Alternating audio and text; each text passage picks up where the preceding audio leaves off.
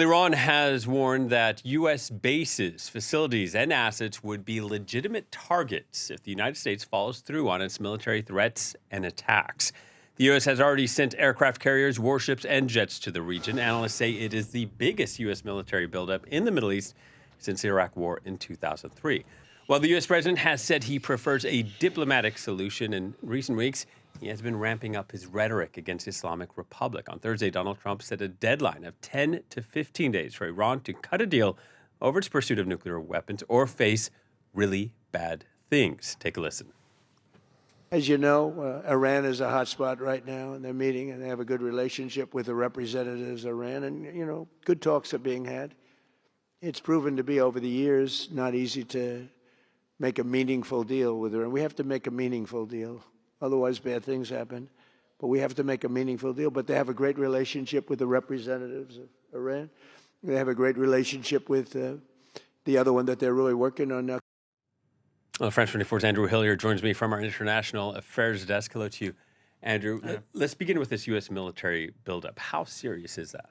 Well, according to some estimates by military analysts, it is the biggest U.S. military buildup in the region since the 2003 war in Iraq. And I can show you now why by looking at this map. Let's start with the aircraft carrier strike groups. There is the USS Abraham Lincoln carrier in the Arabian Sea. That is, of course, accompanied by destroyers, fighter jets, and support assets. So those aircraft already within striking distance of Iran. Now, the last known location of the world's largest warship, that is the USS Gerald R. Ford, an aircraft carrier, was, as you can see on your screen there, just off the coast of Morocco. Now, according to US media reports, it had been ordered to the Middle East region. However, it appears to not have entered the Mediterranean Sea yet. Now, warplanes from that carrier strike group were used in the attack on Venezuela earlier this year.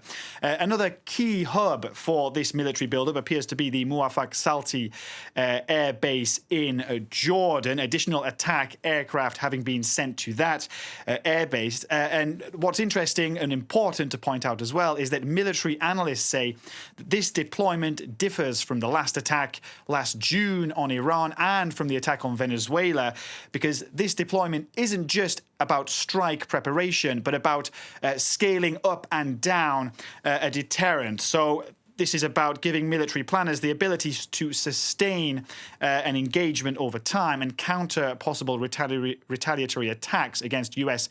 and allied interests in the region. So a serious military buildup indeed. Yeah, and amid all this, we're hearing this really heated rhetoric. Is this saber rattling, or is there still a place for diplomacy here?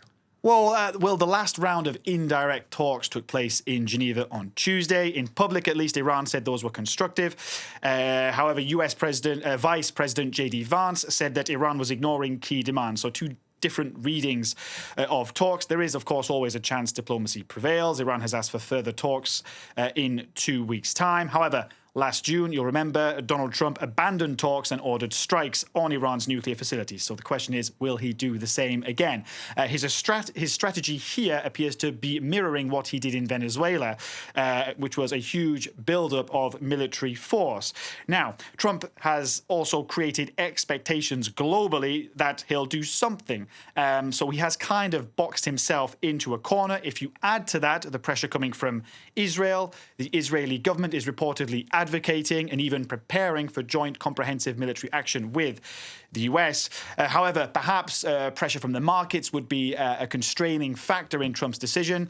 Well, if you look at the facts, oil prices right now are relatively low. World markets are relatively well supplied, and Iran's proxies are far less able to disrupt supplies than they were, say, a year or two ago. So what's unclear at this stage, however, is what Trump's end goal would be if he did choose to attack. Now, Israeli officials have told the New York Times that a short-term military operation would likely force Iran into making concessions at the negotiating table.